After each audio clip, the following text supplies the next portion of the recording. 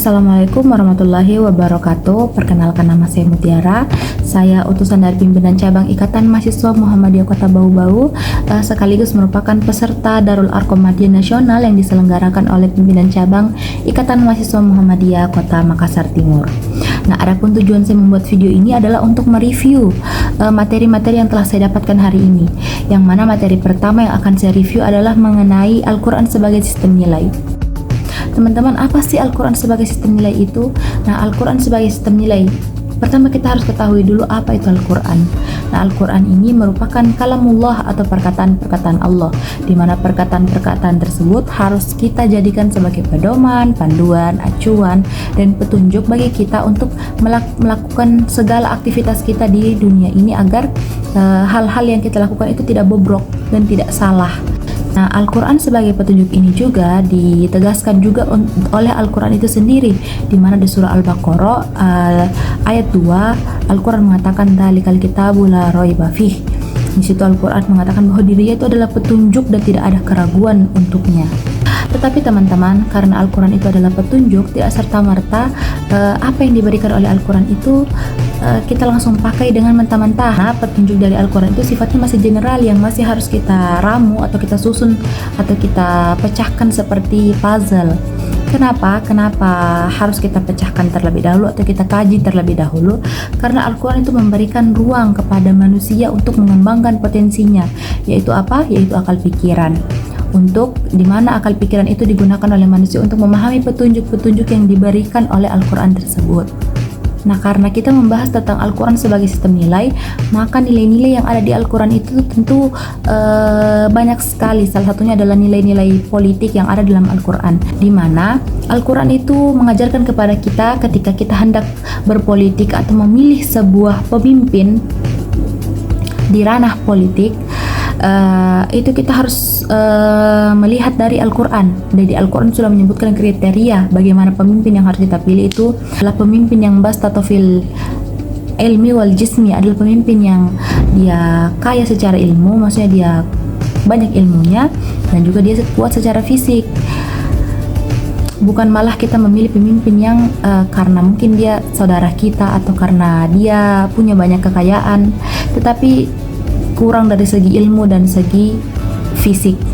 Mungkin itu salah satu review saya mengenai materi Al-Quran sebagai sistem nilai, di mana nilai-nilai tersebut pasti akan terus relevan dengan kehidupan kita saat ini. Tinggal bagaimana kita mengembangkan nilai-nilai itu dan mengimplementasikan nilai-nilai tersebut dalam kehidupan kita, teman-teman. Semoga nilai-nilai dalam Al-Quran ini dapat kita jadikan sebagai panduan kita dalam kehidupan agar kita bisa menjalani kehidupan yang baik dan tidak berkelok-kelok atau tidak belok dari apa yang seharusnya sudah ditetapkan. Oke teman-teman, materi kedua yang akan saya review adalah mengenai teologi Islam.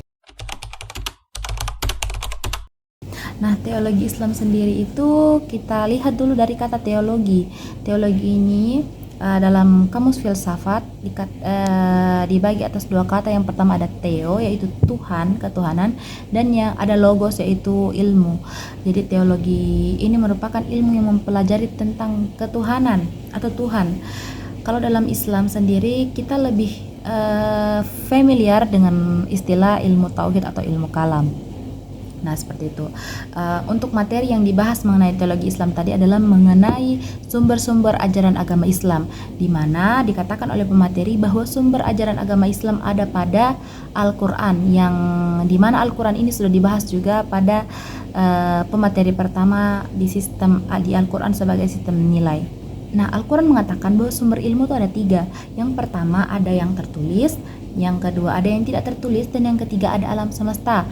Nah, sumber ilmu yang tertulis ini adalah Al-Quran sendiri, di mana Al-Quran itu kan tadi merupakan kalamullah, perkataan-perkataan Allah yang kita baca, kita pahami secara teks dan secara konteks. Yang kedua itu ada tidak tertulis, di mana sumber pengetahuan yang tidak tertulis itu adalah, contohnya itu alam semesta, di mana alam semesta itu dia nyata di depan kita dan kita bisa saksikan sendiri, dan dia tidak tertulis, di mana kita bisa mendapat banyak sekali ilmu pengetahuan dari alam semesta.